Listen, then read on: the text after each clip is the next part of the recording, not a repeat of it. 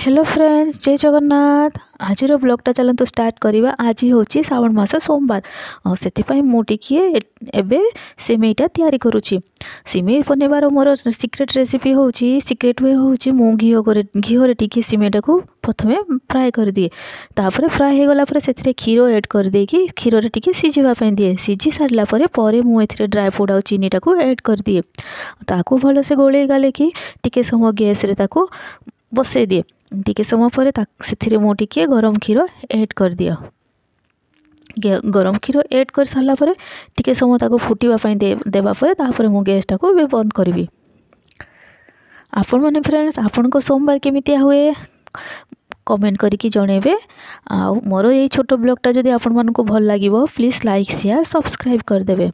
तापर मु एबे एठी मो लड्डू गोपाल लगी टिके सिमेई आग बाहर करदेवी। ताकू जेहेतु भोग लगेबार अच्छी तो एबे गरम गरम अच्छी ताकू मु भोग लगे पारिबिनी। ताकू गोटे जगार घोड़े की रखीदेवी।